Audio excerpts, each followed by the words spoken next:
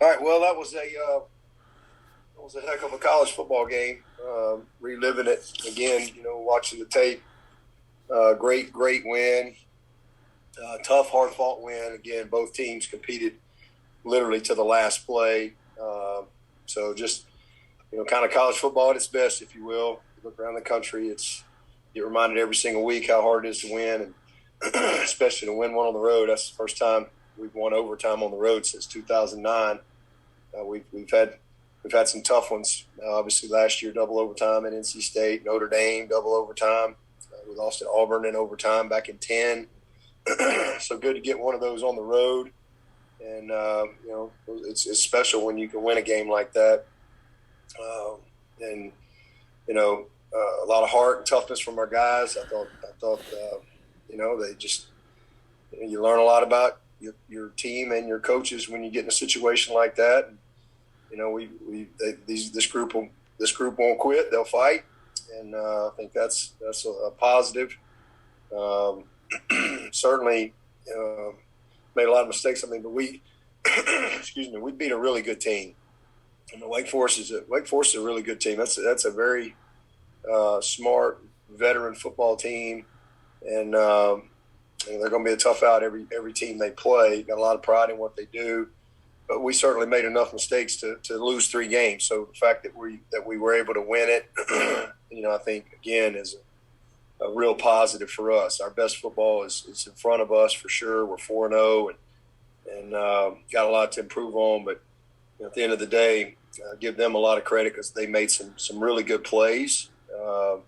Did not think we handled the success early well. Got to put people away when we get the opportunity. But at the end of the day, man, we really rose up when we had to have it, and we got a big stop. Second to last possession, we held them to a field goal, and then the last possession of the fourth quarter, they had to punt. And then obviously, down to the last play. So really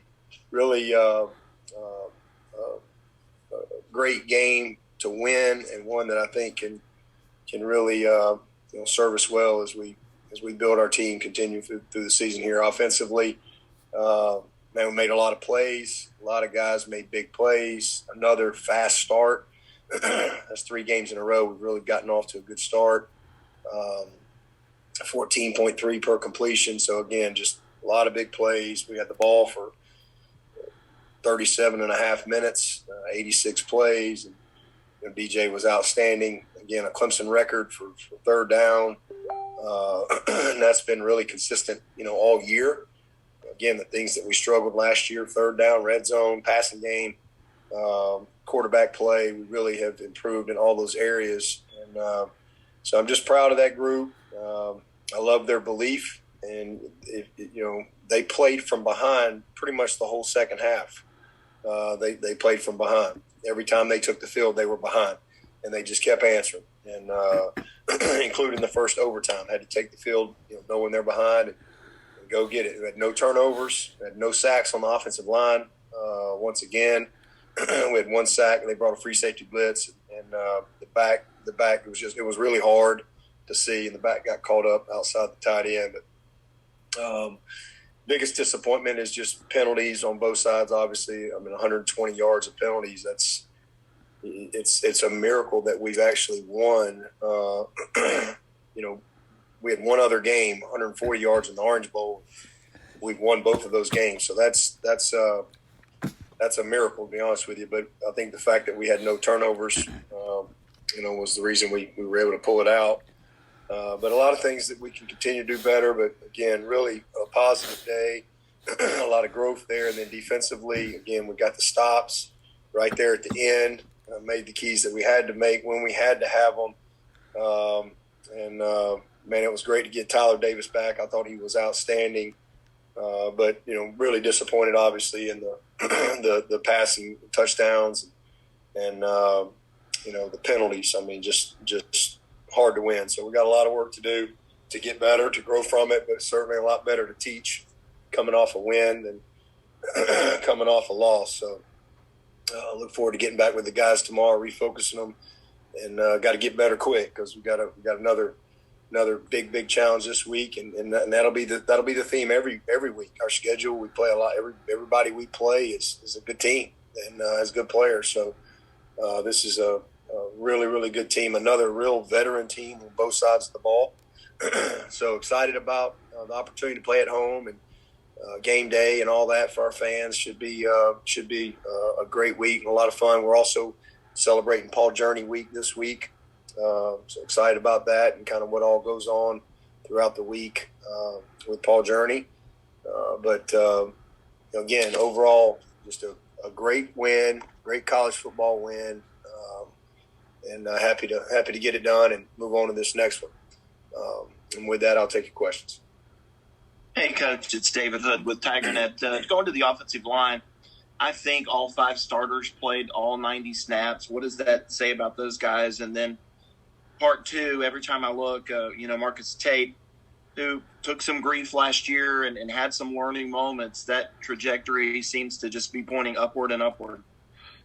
Oh, yeah, they're much improved. I mean, and we do need to get a couple more guys in there. It just was such a, as the game went, it was literally, living and dying on every single play.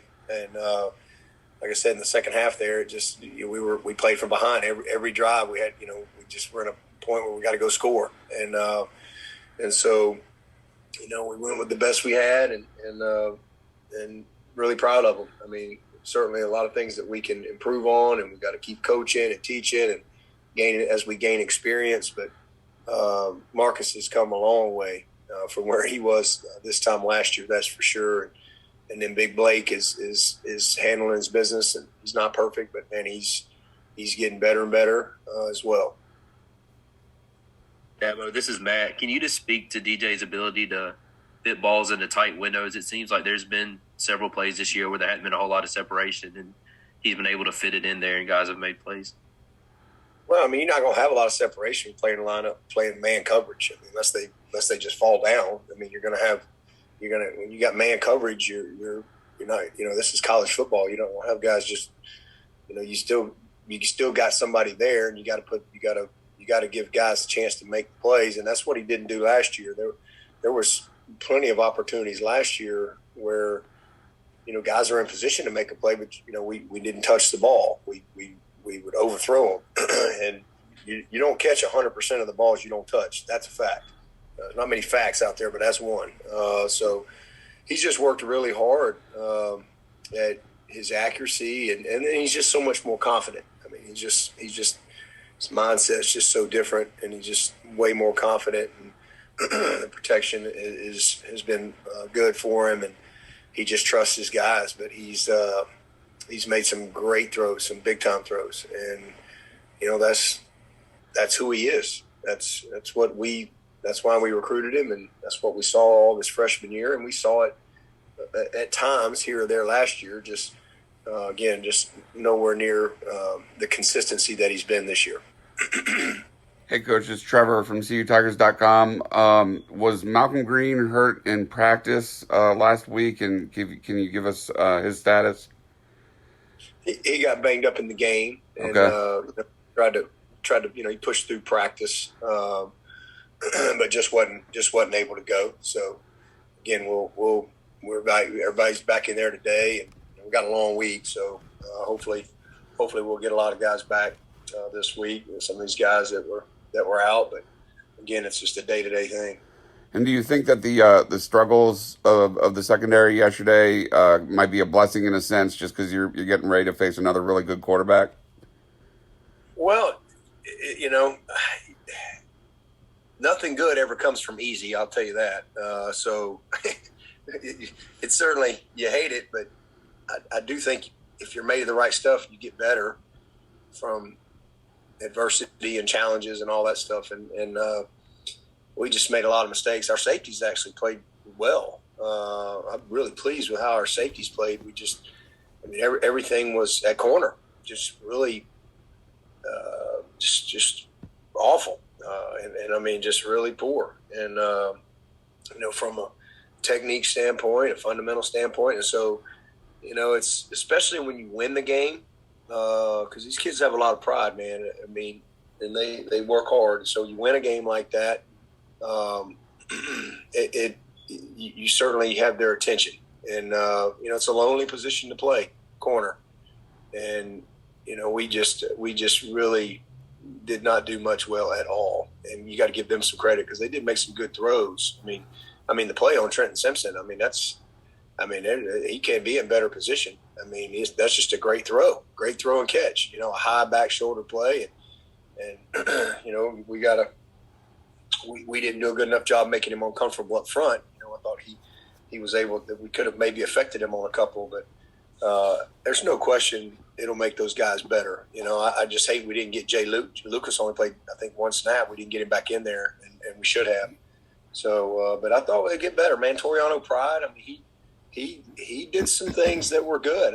He had. I thought it was a tough call. I don't know how you coach him on the defensive player. The kid, he doesn't know the kid's going to drop the ball, and the ball's right there in his hands, and he's trying to dislodge him from the ball. He doesn't know the kid's dropping the ball, and that was a tough play and a tough call, and really kind of changed the momentum there. And then they come back, and he actually was in good position. He just didn't quite make a play on the ball, and their kid did. But he's going to get better from that. And then Jay Lucas peeking in the backfield. He's supposed to be playing press bell, and when you play press bell, you just stay on top, and he's looking in the backfield, and he let the guy behind him, and it just can't happen. That's Mike was frustrated. That's why he didn't put him. But he's a true freshman. So a lot of things that'll make us better for sure. If you got pride, and these guys got pride in their performance. Dabo, this is Matt again. Schematically, was there anything you wish y'all would have done different? Just going back and watching the film defensively. Yeah, we should have protected the corner a little bit more, and we tried. That's one of the frustrating things.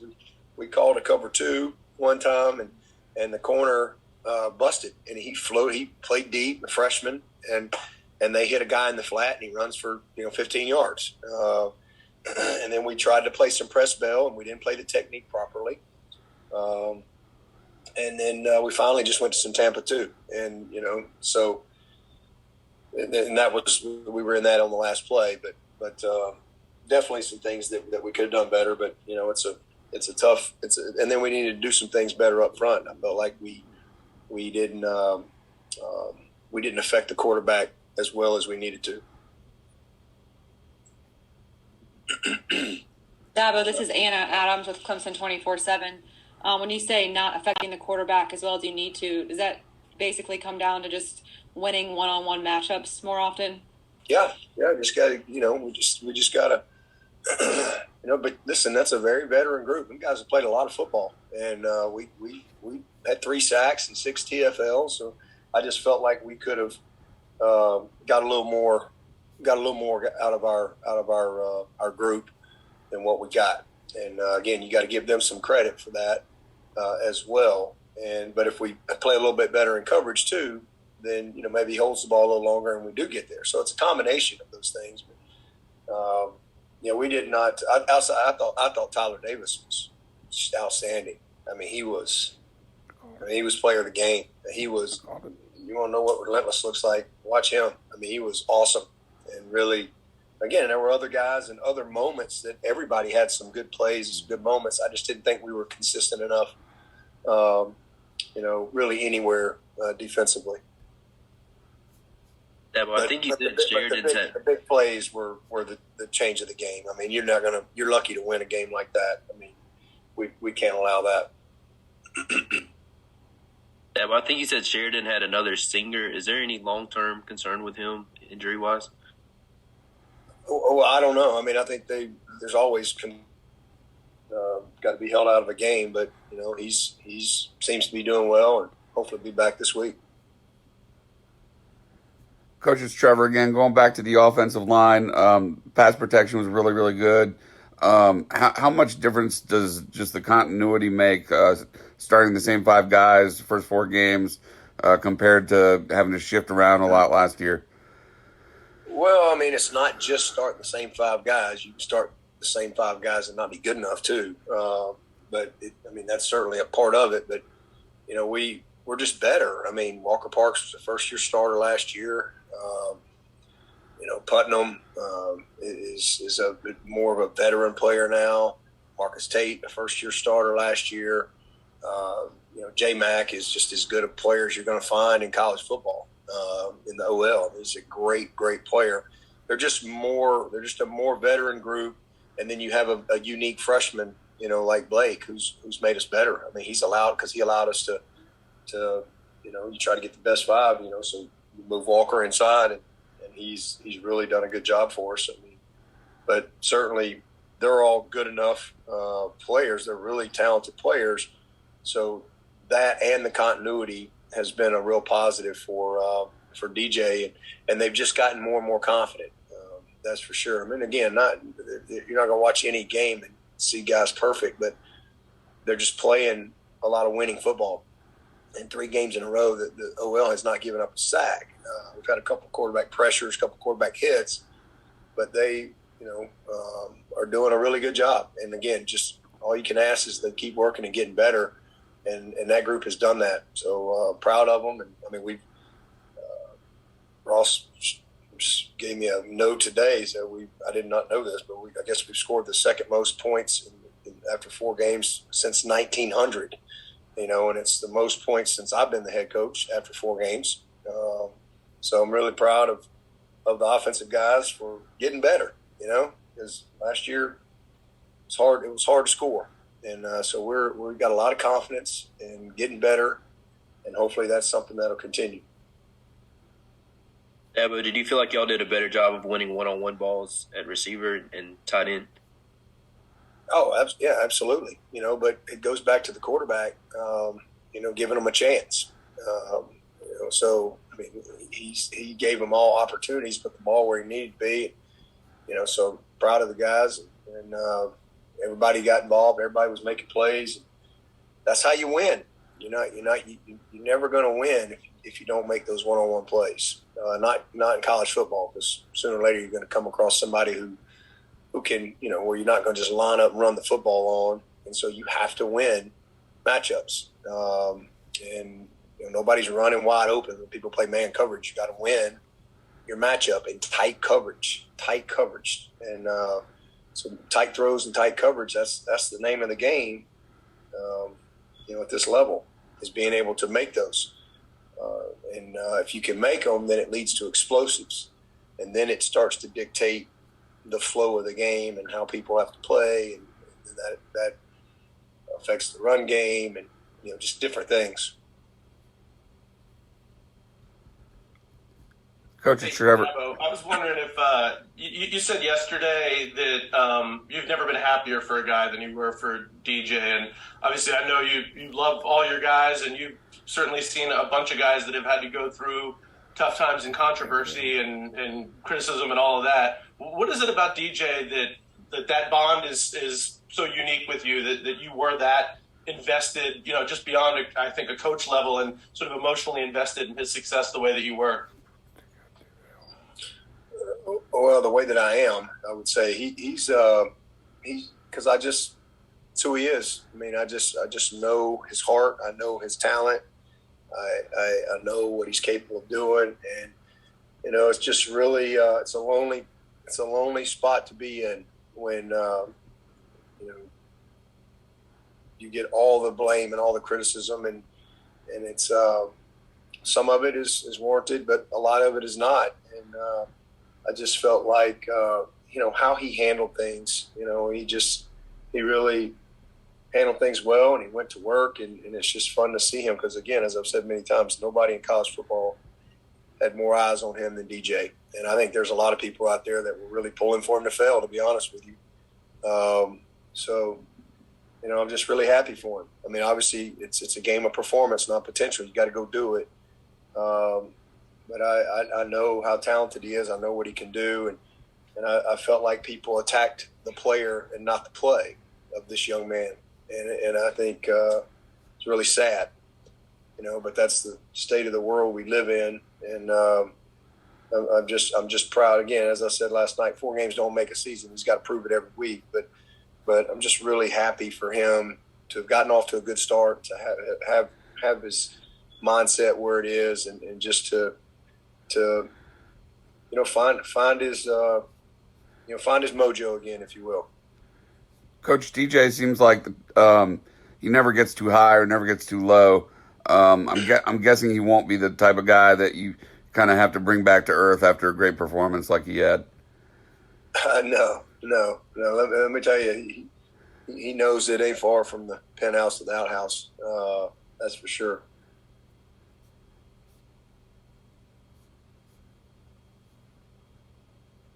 Anybody else for Coach? When you turn on that tape and watch NC State, you get refocused quick. That's a good group. We're getting ready to play. I was just going to ask quickly about them and just how much you've gotten to watch them so far this year, and if you have any early thoughts on them. Yeah, no, I hadn't watched them much this year, other than just I've seen them live a couple times, either home or at the hotel or whatever. But I mean, really, again, another kind of like this team we just played, just veterans all across the board on both sides. Elite quarterback, really, really good offensive line, really, really good defensive line. They're always well coached. They're tough. Dave's done a great job, man. They got a good group all across the board. Again, one of the more veteran teams, I think, in the country this year. So we'll have our hands full for sure.